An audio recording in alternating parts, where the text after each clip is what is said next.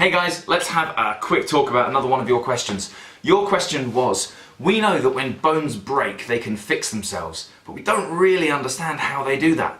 Can you explain? Well, the thing that we need to know about bones before we talk about how they fix themselves is we need to understand how bones are made.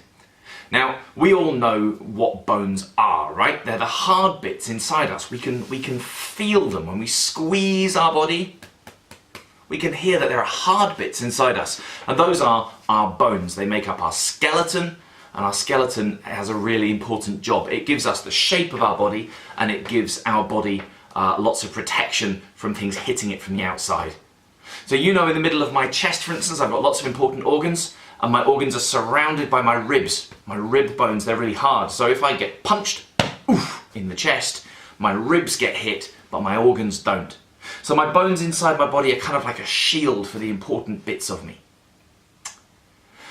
Now we know that bones are really hard. We can feel them, we can feel that they're hard, but often what we think is that bones must be hard all the way through. And that's not the case. Your bones are made up of lots and lots of different layers. On the outside of the bone, there's a layer that we call the periosteum. And this is kind of like your bone's skin. It's the very surface of the bone. It's the most outside layer that you've got. And running along the periosteum, there are lots of blood vessels. So that's veins and arteries. That's the tubes and pipes that carry blood around your body. We talk about them as blood vessels. So there's blood vessels and periosteum on the outside. Then just underneath the periosteum, there's a layer that we call hard bone. And that's the hard bit that we can feel. When we feel our bones are really solid, that's the hard bone that we can feel. Underneath the hard bone, there's a layer that we call spongy bone. Now, spongy bone is a bit of an odd name for it, because spongy bone to me always sounds like it's kind of squishy, right? Like a sponge. That's not actually what they mean. What spongy bone is sort of like a thick kind of spider's web of lots and lots and lots of little threads of bone, all connecting together to make a network. They're kind of like the inside of a crunchy bar. I don't know if you guys have crunchy bars, but the inside of them is shaped a little bit like this. Can you see how the inside of that chocolate bar has got a sort of network of lots of little holes inside it, yeah? That's what spongy bone looks like. However, spongy bone doesn't taste as good as these. So, we've got periosteum, hard bone, spongy bone, and then on the very, very inside of your bone there's some stuff called bone marrow. Now, bone marrow isn't hard at all. It's kind of like jelly, like a kind of gooey, goopy substance on the inside. And there are blood vessels that run from the outside of the periosteum all the way through your bone into the bone marrow in the middle. Now, the thing that you need to understand is that bones grow. They grow all the time. They're constantly laying down more and more bone material as they get bigger. Now, if you think about this, this makes perfect sense. When you see a little kid, they only have little bones, right? And when you compare those to a grown-up, then that grown-up must have bigger bones. So we know that our bones grow, we know that they get bigger over time. So how do they fix themselves when they get broken? Well, this is why it's important for you to understand about blood. And the thing is, you guys probably understand more about this than you realise.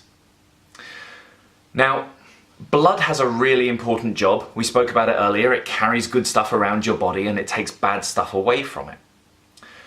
But blood also has another job.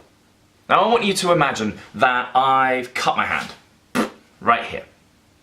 Now, I'm going to cut my hand and blood's going to come out, and I'm going to put a plaster on it and I'm going to stop that blood from coming out, and then I'll wait a couple of days and it'll get better. Now, when I take that plaster off after a couple of days, it's not still going to be bleeding, is it? You know this, you've cut yourself before, I'm sure.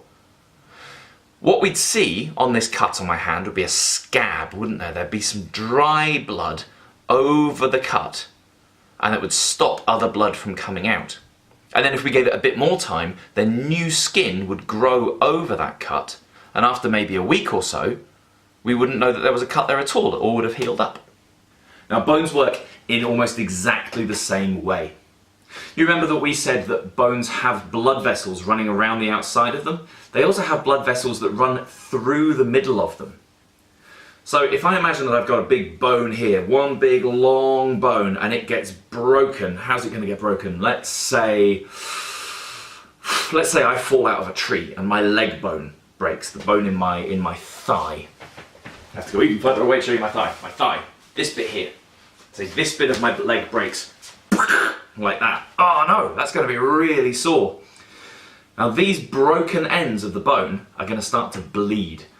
As that blood comes out of the bone, it's going to dry on the surface of the broken bones, and it's going to form what we call a clot. That's like a scab inside your body.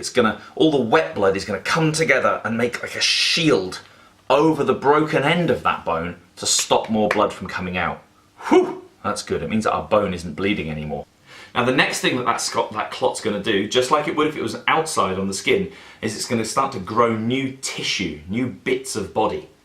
And your body's really clever. It knows which parts of the body to start growing. And so what will happen is that these bits of bone will start growing new bone. Now this takes a long time, this takes days and weeks, but they'll start to grow new bone tissue to try and close that gap and fill the gap together and pull the bone back together to join it up. Now here's something for you to think about. So imagine I've got my two broken bits of bone. This is my leg now, yeah? And my leg bone's broken. Now if these bits of bone, these broken ends, start growing out towards each other to try and get together again, to try and fix themselves, they're going to grow and grow and grow, and they're going to join up like that, aren't they? Now that is not the shape that my leg bone was in before. So it's important that when a bone gets broken, it's allowed to heal in the normal position, the position that it was in before it got hurt.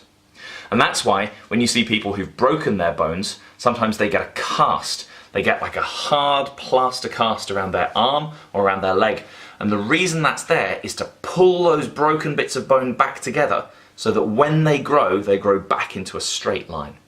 So guys, we wanted to know how do bones fix themselves when they get broken, and we learnt that it's mostly to do with the blood vessels inside your bones. That when blood comes out of a broken bone, it forms a clot over the end of it, and that helps that bone grow new tissue and join the broken ends back together. Okay?